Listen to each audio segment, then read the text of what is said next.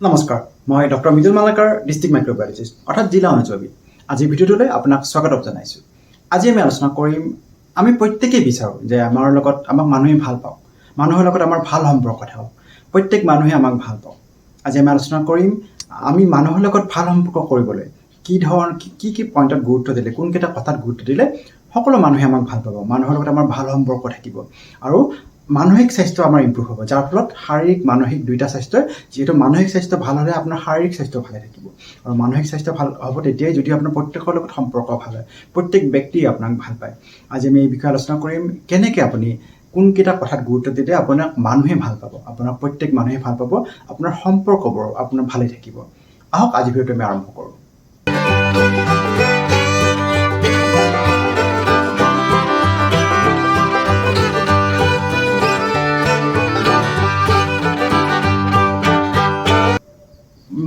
নিজকে ভাল পাবলৈ প্ৰথমে আপোনাৰ নিজৰ সন্মুখত থকা আপোনাৰ ব্যক্তিগৰাকী, যাৰ লগত আপোনাৰ কথোপকথন হ'ব, যাৰ লগত আপুনি কথা পাতিব, সেই ব্যক্তিগৰাকীৰ ঠাইত আপুনি নিজকে ৰাখি চাওক।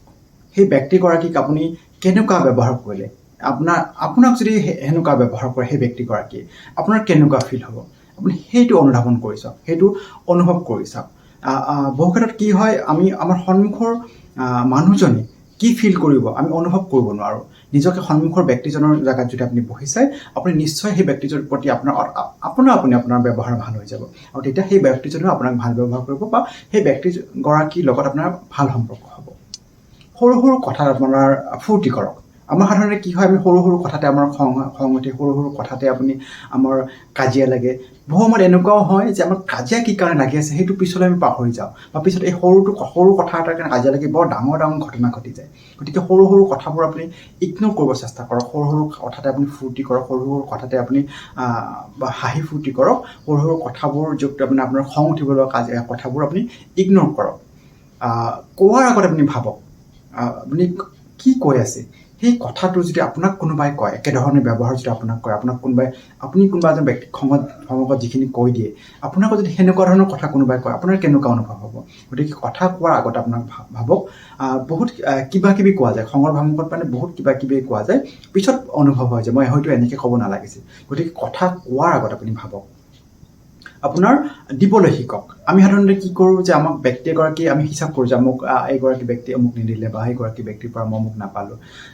আমি কি দিছোঁ, আপুনি কি দিছে, আপুনি আনৰ পৰা কি পাইছে সেইটো আপুনি ভাবাতকৈ আপুনি কি দিছে, আমি কি দিব পাৰিছোঁ সেইটো ফিল কৰক।